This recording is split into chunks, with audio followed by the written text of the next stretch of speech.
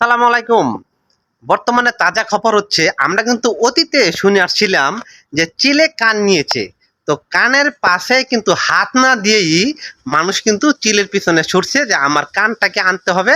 কান তো চিলে নিয়ে গেছে। অনেক দৌড়াদৌড়ির পর এক ভদ্রলোক বলল, তুমি কোথায় দৌড় পারো? বললো যে আমি চিলের পিছনে দৌড় পারি, আমার কান নিয়ে গেছে। কেন? তোমার কান তো তোমার সাথেই আছে। ও তো বিশ্বাসই করতে পারেন। তারপর তুমি তোমার কানে হাত দাও না, তারপর দেখো না আছে কিনা। তারপর সেই লোকটি কানে হাত দিয়ে দেখে তার কান ঠিকই আছে। সে এতক্ষণ যতক্ষণ পর্যন্ত এর ভিতরে দৌড় দিল, পরিশ্রম করলো, সময় ব্যয় করলো, সম্পূর্ণ বিফলে। কেন বললাম এই কথাটা? বর্তমানে কিন্তু মিডিয়াতে, সোশ্যাল মিডিয়াতে দেখুন সবচেয়ে টপ নিউজ হচ্ছে যে গাছের ভিতরে কান্নার আওয়াজ আসছে, গাছের ভিতর থেকে কথা বলছে, গাছের ভিতর থেকে আপনার সালামের উত্তর দিচ্ছে। এটা হচ্ছে গোপালগঞ্জ জেলায় এই ঘটনাটা ঘটেছে। এবং এটা কিন্তু সর্বপ্রথম শুনেছিল একটা বাচ্চা মেয়ে। সে গাছের কাছে যখন গেল, তখন গাছের ভিতর থেকে শব্দ আসতেছে, সাউন্ড আসতেছে মেয়ে কণ্ঠে। সেটা তখন বাসায় বলল। সেই বিস্তার গড়তে গড়তে গড়তে গড়তে এখন এমন বিস্তার হয়েছে, এখন সারা বাংলাদেশ সহ বিশ্বের বিভিন্ন ভাষাভাষী, বাংলা ভাষাভাষীর মানুষের কাছে এই জিনিসটা কিন্তু প্রচার হয়ে গেছে। একবার ভেবে দেখুন, সেই গাছটাকে কেন্দ্র করে প্রতিদিন মানুষ, শত শত মানুষ সেই গাছটাকে দেখতে আসতো, এই গাছের নিচে আসতো এবং দূর দূরান্ত অঞ্চল থেকে টাকা খরচ করে ভাড়া দিয়ে এই গাছের সাথে কথা শোনার জন্য তারা কিন্তু আসতো। অথচ এই ভিত্তিহীন খবর, ভিত্তিহীন নিউজ, এই জিনিসটা একবার তারা ভাবলো না।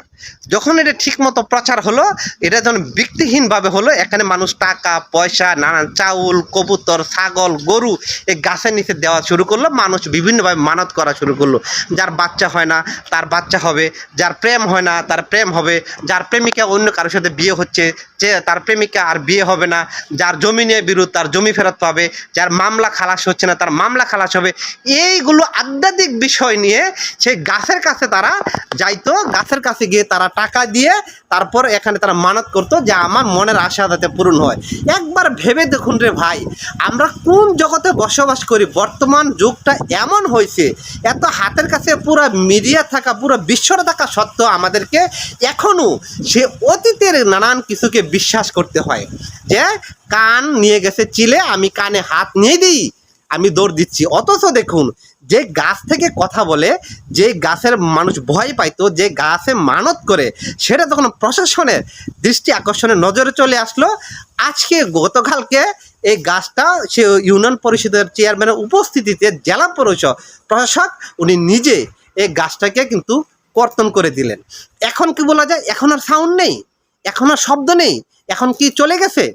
তাহলে ভেবে দেখুন, আমরা এখনো কত বোকার স্বর্গে আমরা বসবাস করি। আমরা কোনো জিনিসকেই মানে অযথায় ভালোভাবে জাস্টিফাই না করে এটার পিছনে দৌড় দেই, এটা নিয়ে আলোচনা করি, এটা নিয়ে সমালোচনা করি, এটাকে বিশ্বাস করতে শুরু করি। এখন এই যুগে এসে আমরা কবে এই অন্ধবিশ্বাস থেকে বের হইতে পারবো? একমাত্র আল্লাহ মাবুদ ছাড়া মনে হয় আমরা কেউই জানি না। আমি আশা করব আপনারা এই ধরনের আধ্যাত্মিক নিউজ থেকে, আধ্যাত্মিক বিষয় থেকে নিজেরা অবশ্যই দূরে থাকবেন।